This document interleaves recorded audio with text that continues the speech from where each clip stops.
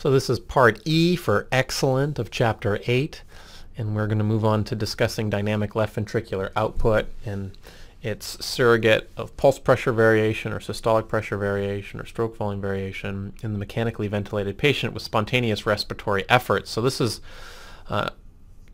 unfortunately or fortunately the vast majority of patients in the ICU. I find, we're keeping sedation levels much lower than they may have in the past.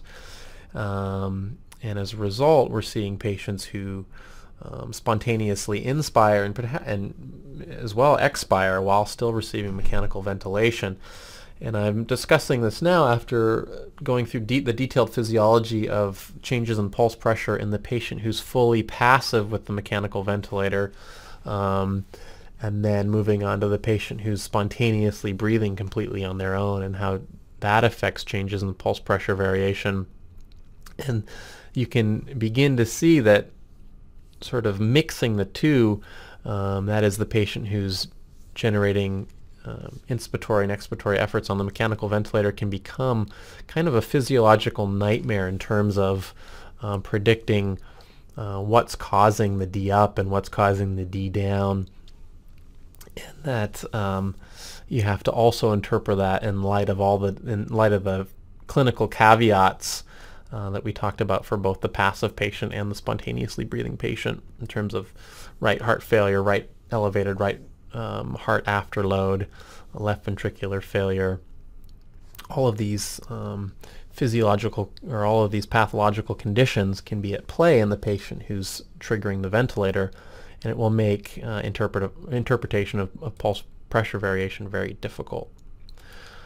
So as opposed to the patient who's fully adapted with the ventilator, the patient making inspiratory and expiratory efforts profoundly confounds the intrathoracic pressure variation. It's nearly impossible to know which direction and to what degree inspiratory and expiratory intrathoracic pressure is moving. And because of this, it becomes nearly impossible to interpret the etiology of D up and D down and therefore pulse pressure variation. It impairs significantly the sensitivity and specificity as pulse pressure variation for predicting volume responsiveness. So to sort of highlight this fact, I've superimposed the arterial pulse pressure pattern of the patient who's completely passive with the mechanical ventilator, and then the patient who's completely spontaneously breathing on their own. And you can see that they both have an apneic baseline, but that during inspiration you tend to have a D down during spontaneous ventilation and a D up during mechanical ventilation. And then during expiratory physiology you tend to have just the opposite. So in a patient who's triggering the ventilator and potentially increasing their intrathoracic pressure on expiration, which tracing do you believe? I mean, do they wash each other out, and do they degrade the sensitivity? Or, does the variable effect of respiratory rate with heart rate, that is the heart rate to respiratory rate ratio, does that make interpreting what's causing D up and what's causing D down and when it's occurring, does that degrade the specificity? It's hard to know for sure, but what is known is that it doesn't predict volume responsiveness very well at all in this patient population. Another important consideration, which I've neglected through most of the previous slides, is the effect of PEEP. All the other cartoons essentially have been depicted on ZEEP or zero end expiratory pressure physiology, but as you may have seen in Chapter 3 and Chapter 4, PEEP changes the systemic venous return curve. It increases the right atrial pressure at which venous collapse occurs. It lowers maximal venous return, increases the resistance to venous return. PEEP is more of a steady state effect as opposed to inspiration and expiration, which are kind of transient effects or transient stresses on the cardiovascular system. So PEEP can have a constant effect on biventricular loading conditions. That includes changes in right ventricular preload and afterload. And some studies have shown that excessive amounts of PEEP have been found to degrade the predictive power of pulse pressure variation. And the initial studies from about 14 or 15 years ago now in humans I think Michard et al. In Critical Care Medicine was one of the seminal papers. Those patients were on 0 to 5 of PEEP, so those PEEP levels probably do not affect the predictive power all that much. But I wanted to illustrate that here on the Guyton analysis. What PEEP does is it changes your systemic venous return curve. So it increases your mean systemic filling pressure from here to here. If you've forgotten what that is, go back to Chapter 2 and learn about what the mean systemic filling pressure is and why it's the x-intercept of the systemic venous return curve. But it shifts that rightwards. It changes the slope somewhat. It shifts it down into the left, which means that it's increased the resistance to venous return. But most importantly, it's increased the P-crit, or the critical collapsing pressure of the great veins. And you can see that normally in the patient who does not have any PEEP, that crit, or the pressure at which you get a maximal venous return, or the pressure at which you generate vascular waterfall physiology, the pressure at which you generate a Starling resistor, however you want to describe it. In the patient without PEEP, it typically occurs at atmospheric pressure.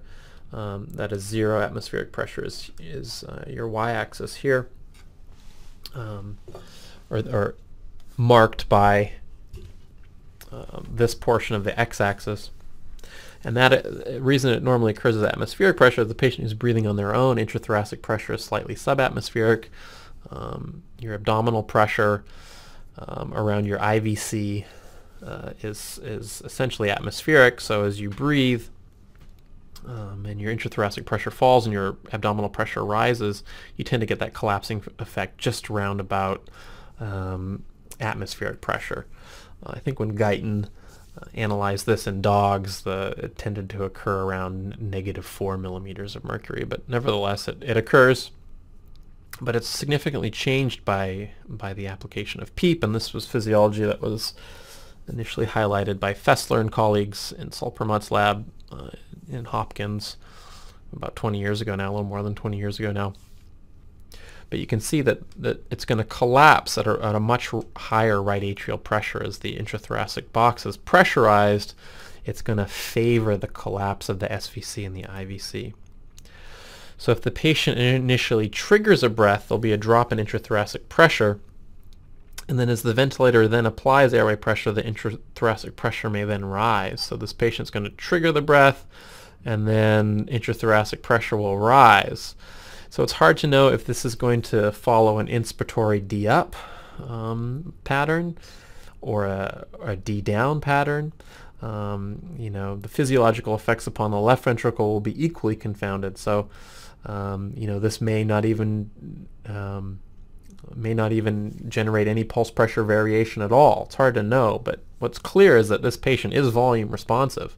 But both the combination of PEEP and the triggering of the ventilator can confound that physiology.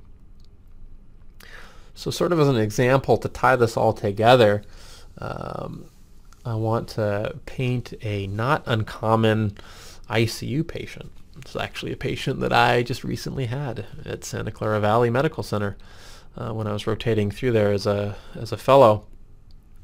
My final ICU rotation as a fellow just a month ago or so. So this patient has underlying alcoholic cardiomyopathy with cirrhosis. He had an aspiration event during a withdrawal seizure and is developing a profound ARDS as a result. He's intubated and sedated, but because of his alcoholism, even very large doses of benzos and opiates do not adapt him with the ventilator. So he's still making fairly profound inspiratory and expiratory efforts with the ventilator. He has large ascites and he's febrile. So, if I tell you I go into the bedside and I look at his arterial waveform, the pulse pressure, it's quite variable. It's going up and down. It looks like there's lots of pulse pressure variation. Can I say, definitively that this patient is going to be fluid responsive? What might happen if, because of his alcoholic heart, he went into atrial fibrillation? Well, atrial fibrillation is going to significantly impair the specificity of pulse pressure variation, because it then becomes a function of diastolic filling time, which varies considerably in AFib. What might happen if he were on a pressure-limited mode of ventilation? So remember, all these studies are volume limited, so their patients are getting a known tidal volume, and the intrathoracic pressure is changing as a function thereof. But actually, my patient was on a mode of ventilation called PRVC, which actually each breath may have somewhat of a different volume. So intrathoracic pressure in this gentleman could be changing solely as a function of his mode of ventilation. So these are all the considerations that you have to take in mind, or bear in mind. So this next slide is going to be kind of a graphical analysis of this patient that I had. So again, we're moving back to this idea of juxtaposing the Campbell analysis on the XZ axis. X is intrathoracic pressure or pressure, and the Z axis is thoracic volume. And the Campbell diagram is nice because it allows you to analyze changes in intrathoracic pressure and tidal volume as a function of the static characteristics of the lung, as defined by this curve. The chest wall is defined by this curve, and I've left out dynamic properties just for simplicity. So his ARDS directly impairs his pulmonary compliance, and his large ascites drops his chest wall compliance. So how are we going to see that on the Campbell diagram? Again, this is supposed to be illustrated into the page, so that's why it's kind of diagonal at a slant here, but it's going to drop his pulmonary elastance down into the left like that. It's going to drop his chest wall elastance down into the right like that. It certainly has dropped his FRC, which is the intersection of the two, quite a bit. And what you want to do now is, because of his brewing ARDS, you want to target a lower tidal volume. So this might be a normal, tidal volume for this gentleman, but you're going to actually reduce that and shoot for a much smaller tidal volume based on the ARDSNet protocol. So giving him a breath on ZEEP conditions, that is no PEEP, will increase his intrathoracic pressure from here at his functional residual capacity, which is slightly subatmospheric. Again, this is zero pressure here, atmospheric pressure, and this is supraatmospheric pressure. This is subatmospheric pressure. So you generate quite a large change in intrathoracic pressure. This curve here is the elastance of his respiratory system. So this curve is a sort of a summation of both his poor lung and chest wall compliances. So this curve would actually track his airway pressure. So pressure, again, is still on the x-axis. So his airway pressure from this breath would go from here to way up here. So this is the guy where his plateau pressures are quite high. And that's why you've lowered his tidal volume to try and minimize the increases in his transpulmonary pressure. Now let's superimpose his Guyton analysis on top of this. So this guy, I told you, is cardiomyopathy. He came in ascites and overloaded. His biventricular function is diminished, and he's hypervolemic. So this is his right ventricular cardiac function curve. This is his systemic venous return curve. It's I haven't depicted what euvolemia is, but we can pretend for argument's sake that it's shifted out to the right and the mean systemic filling pressure is somewhat high. The resistance to venous return is variable. It may be high or may be low because of sepsis. It may be high because his ascites is compressing his IVC as it returns to the thorax, or his hepatic vascular bed, which may be another site of the resistance to venous return. It's hard to know.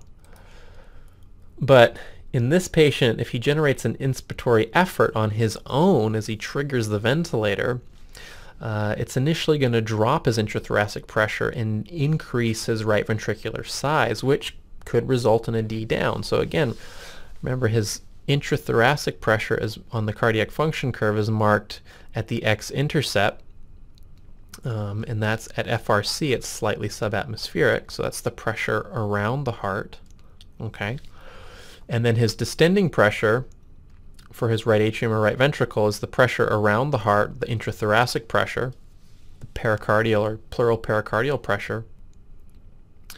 It's the difference between that and his intraluminal pressure, the pressure measured in the right atrium or in diastolic right ventricular pressure. That would be measured by, say, a triple lumen or a pulmonary artery catheter. So it's that pressure on the inside less the pressure on the outside that determines the distending pressure of his right ventricle. So he initially triggers the breath, okay? So because he's got very poor pulmonary compliance, he's actually going to have to generate, he probably has increased airways resistance as a function of his ARDS as well. He's going to have to generate a very low intrathoracic pressure as a function of his poor pulmonary compliance. So he may take a deep breath in, like that. So his intrathoracic pressure drops. Because of his poor pulmonary compliance as ARDS, his right ventricular afterload may have increased. As you increase the transpulmonary pressure, you afterload the right ventricle, and if he's got very poor pulmonary compliance and bad ARDS, or if he's got a little bit of superimposed portopulmonary hypertension or chronic left heart disease that's resulted in pulmonary arterial hypertension, you're going to afterload the right ventricle, and you'll actually worsen this distending physiology. So you're going to dilate, you could potentially dilate this guy's RV, which could initially, at the onset of inspiration, contribute to D-down physiology.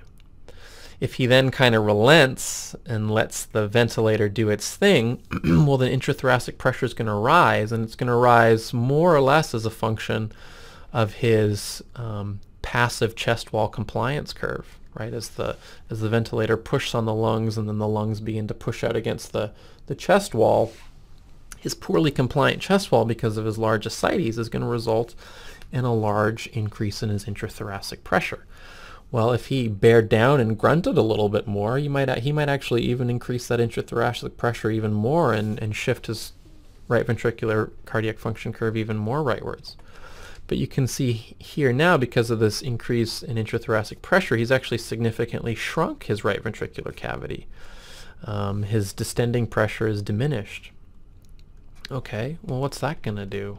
Well, to the extent that shrinking his right ventricular cavity like that improves his left ventricular filling via ventricular interdependence, I'm not picturing it here for simplicity, to the extent that the increase in intrathoracic pressure that he has from the ventilator, the tidal volume interacting with his chest wall compliance, dramatically increasing his intrathoracic pressure, to the extent that that lowers his left ventricular afterload and improves his impaired cardiac function, may lower or may improve LV forward flow.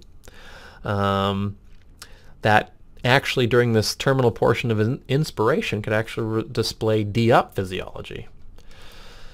So while this patient's inspiration, the entire inspiration, is characterized by a D-down followed by a D-up, my question is he you may actually see this on his arterial waveform. My question was he initially volume responsive? Well, no, he wasn't. He was actually operating really quite at the plateau of his RV function curve. So giving this overloaded cardiomyopathic patient with ascites volume based on pulse pressure variation, which is what he had, would have been the wrong thing to do. And it's clearly not a function of preload responsiveness. It's actually a function of him being in biventricular failure, of him having abnormal chest wall characteristics, having abnormal pulmonary characteristics resulting in large inspiratory and expiratory swings in his intrathoracic pressure that's changing the biventricular loading conditions, not as a function of preload responsiveness or being on the ascending portion of either the right or the left ventricular cardiac function curves, but simply as a function of changing The compliance of the right and left ventricles as a function of changing the afterload of the right and left ventricles, and as a function of the varying degrees of intrathoracic pressure change. So this patient's D up and D down are not a long-winded way of saying the D up and D down, that is the pulse pressure and systolic pressure variation that you're seeing in this patient, is not a function of being volume responsive. It's just being a function of having multiple cardiopulmonary maladies and having very widely changing cardiopulmonary physiology during inspiration and expiration. So that's what I wanted to say about the patient who's triggering the ventilator on his or her own, and just sort of leave you with that, because getting too much into the nuts and bolts of D up and D down in somebody who's triggering their ventilator could just become mind-blowingly complicated. So that's it for this section. The following session, I'm going to move away from pulse pressure variation. I'm going to turn to assessment of the vena cava as a marker of volume responsiveness.